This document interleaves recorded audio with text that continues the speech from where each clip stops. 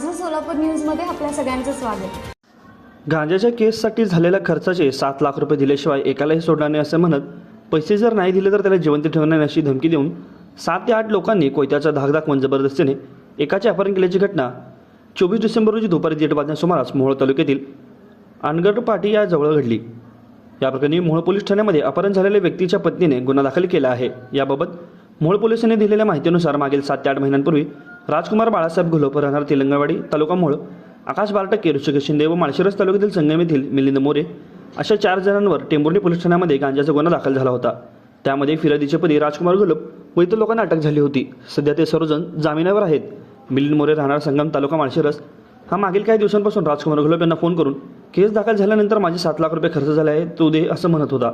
त्यावेळी राजकुमार घोलप यांनी सगळ्यांचाच खर्च झाला आहे, माझेही त्यात नुकसान झाले आहे, आपण समंजसपणे बोलू असे म्हणत, पण परंतु मिलिंद मोरे हा ऐकत नव्हता। तो घोलप यांना वारंवार फोन करून पैशासाठी शिवीगाळ व दमदाटी करत होता। दरम्यान दिनांक 24 डिसेंबर रोजी राजकुमार घोलप व त्यांच्यासोबत त्यांचे चुलते राजकुमार विठ्ठल घोलप हे मिळून कारमधून मोळ येथे कामानिमित्त आले।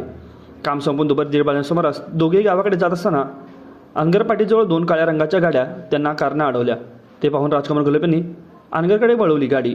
त्यावेळी त्या दोन्ही गाड्यांनी त्यांचा पाठलाग करून गाड्या आडव्या लावून मिलिंद मोरे राहणार संगम तालुका माळशिरस, ऋषिकेश शिंदे राहणार तेलंगणवाडी तालुका मोहोळ यांच्यासह इतर 5 ते 6 लोकांनी मिळून राजकुमार घोलप यांना कोयत्याचा धाक दाखवून जबरदस्तीने त्यांचे अपहरण केले। ही अशी फिर्याद त्यांच्या पत्नी विद्या राजकुमार घोलप यांनी मोहोळ पोलीस ठाण्यात दिली असून या घटनेचा अधिक तपास पोलीस उपनिरीक्षक केसरकर हे करीत आहेत। माझं सोलापूर न्यूज या यूट्यूब चॅनलला सबस्क्राईब करा आणि बेल आयकॉन प्रेस करायला विसरू नका।